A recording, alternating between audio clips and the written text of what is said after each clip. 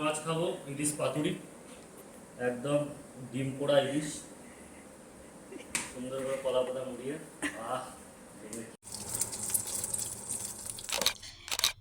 রবিবার সকাল সকাল দেখছি ও মা ইলিশ নিয়ে হাজির।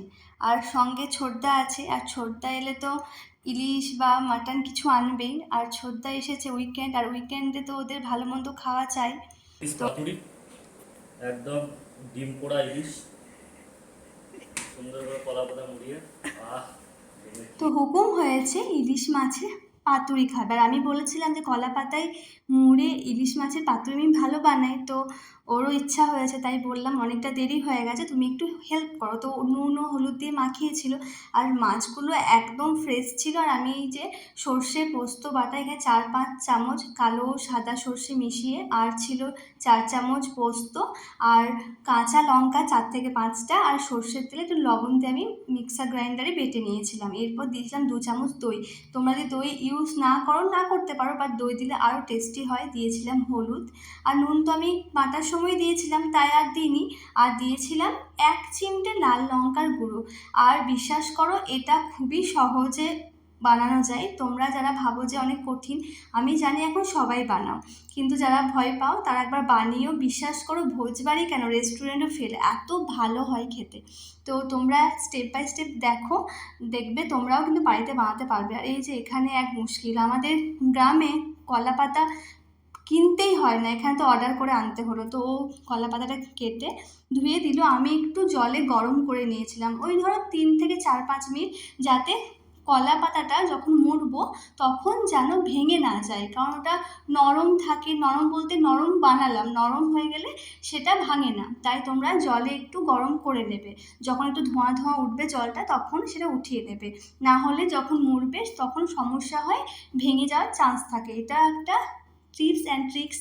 তো এরপর আমি দেখো কিভাবে আমি কলা পাতাতে মুড়ে নেব ইলিশ মাছগুলো।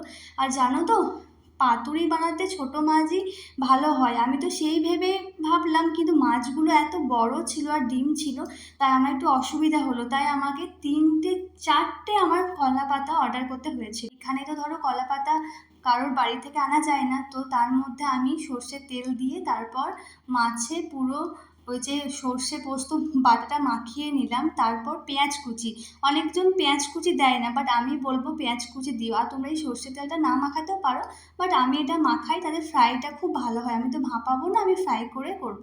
তার মধ্যে দিয়ে দিয়েছিলাম পেঁয়াজ কুচি, তার মধ্যে একটা ছোট্ট টমেটো কুচি, না দিতেও পারো, আর একটা কাঁচা লঙ্কা। তার উপর তোমরা একটু সর্ষের তেল ছড়িয়ে দিতেই পারো, আমি যেমন আগেতে দিয়েছিলাম, তাহলে খুব ভালো টেস্টি হয়। তো এবার আমি মুড়বো, তো আমার একা খুব সমস্যা হচ্ছিল, ওকে আমি ডাকলাম প্লিজ এসে একটু হেল্প করো। আর ওর আজকে অফ ডে, সানডে, সানডেতে কোনো কাজ নেই, তাই বললাম একটু হেল্প করো, তাহলে তাড়াতাড়ি হয়ে যাবে। আর আমরা ছিলাম 5জন, শুভদীপদা ছিল, প্রীতিদি, ছোটদা, আর এদিকে হচ্ছিল আমের চাটনি।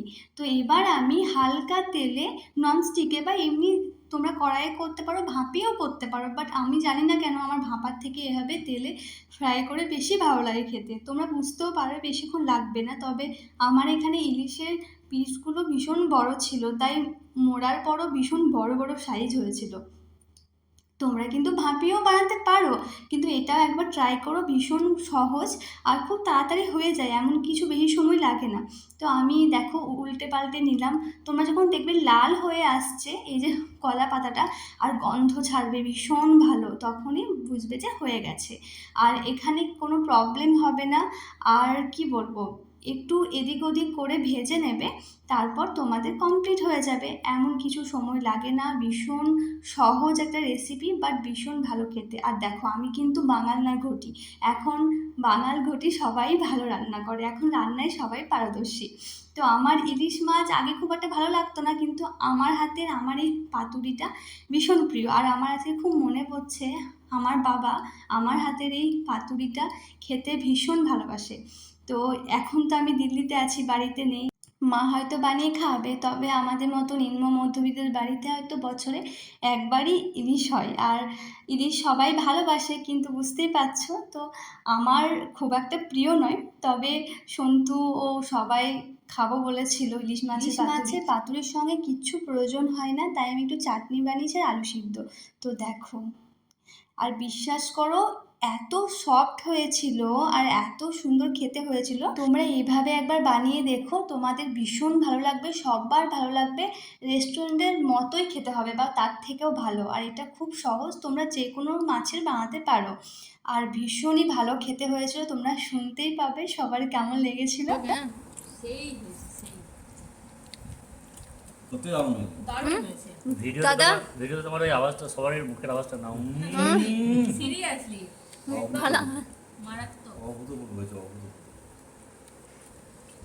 লাভলি।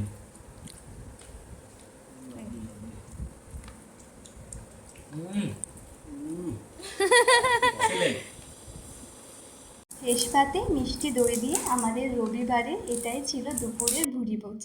সবাই ভালো থেকো।